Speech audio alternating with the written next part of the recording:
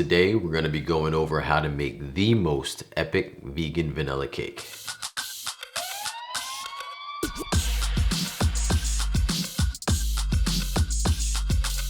Yeah. All right. Welcome everybody. Today we're going to make the most amazing, we're going to craft the most amazing vegan vanilla cake ever. We should probably name this like vegan vanilla cake HD or vegan vanilla cake pro, because this cake is seriously boss. You have to make it. I mean, honestly, this is the best cake. What makes it the best cake? How about that? This cake contains like rich vanilla flavor.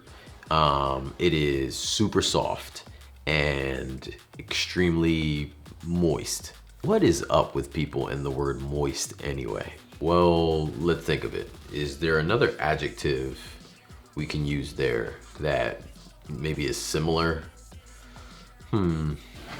Let's ask the web. Okay, let's see. This cake is rich, it's soft and watery.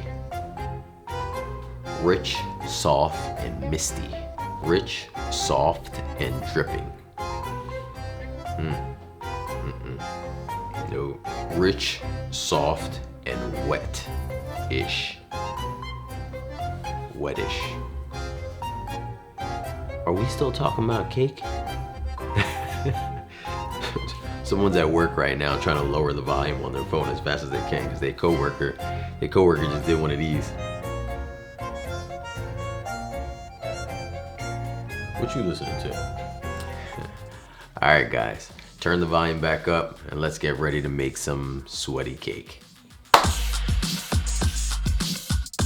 So to make the cake, you're gonna need less than 9 ingredients. Any dairy-free milk of your choosing, a neutral oil like coconut or canola. You can use an all-purpose flour or gluten-free flour works too. Stick with cane sugar, I wouldn't substitute this one. Baking powder and baking soda. Apple cider vinegar, forgot to shoot it, and salt. Lastly, I use vanilla powder. You could also use vanilla extract. First things first, we're gonna start off by making our vegan buttermilk. Do that by combining your dairy-free milk and your apple cider vinegar.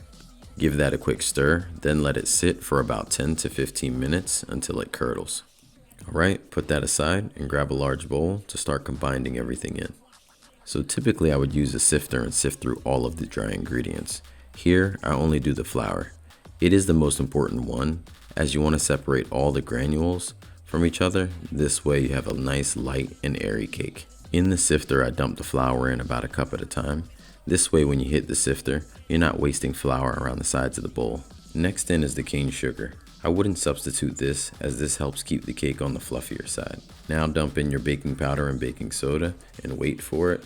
Boom. Look at all that smoke. Pour in your salt, and then if you're using vanilla powder, you should dump it in now with the rest of your dry ingredients. If you're using extract, then wait till you have the wet ingredients added and add that last. With all of your dry ingredients added, whisk it together before you add any of the wet stuff. Whisking everything together now will help ensure you get a nice distribution before bringing everything together with the wet stuff. Here I'm using almond milk, but you can swap that out with any dairy-free milk. Same here as coconut oil, and you can swap that out with any neutral flavored oil. Just remember, refined coconut oil is the one with no flavor. Now bring your batter together with a spatula, just till combined, just don't overdo it. Next, you're going to need some parchment paper, some scissors, and your daughter's pink Sharpie. Okay, it's mine, but real men use pink, especially when you have 2 daughters. Roll your parchment paper out, grab your tin, and go around it with your pink Sharpie. Make sure you complete a full circle before you pick it up, and boom. Now just cut it out, and make sure when you cut it, you cut off the pink. Otherwise it may end up on your cake, and I can't say there's a whole ton of nutrients within a Sharpie. Now with some oil your baking pan generously. You want to do this real good because there's nothing worse than a cake stuck to a baking pan after you've spent all this time to bake it. Push your parchment paper down good to make sure it's flush with the bottom of your baking pan. Now pour your batter out into each baking pan evenly You could use more baking pans if you like, if you wanted to have a couple layers. Give them a little shake, a little tap. Now bring them to the oven to have that vanilla aroma just pour through the house. Let's knock out this frosting while that bakes. From here, I would head to the website, makeitdairyfree.com, to choose one of the many frostings that we have on the website. I mean, there's so many. You could do a strawberry frosting, you could do my personal favorite, which is a chocolate frosting, or you could do a vanilla frosting like I do here. This one's a buttercream, a vanilla buttercream. With your cake out the oven and cooled down, it's time to get creative. Turn it out onto a surface, peel off your parchment paper. Now go have at it. You can stack the 2 layers together, you can do 2 separate cakes, or you can cut them in half and have a 4-tiered cake if you like. Overall, just have some fun. This is a really great cake to make if you're just making it for a special occasion, or honestly no occasion at all. Just give it to your neighbor. Alright guys, that's it for me. Thank you so much for watching. Let's catch up in the comments. Believe in good, and I'll see you in the next video.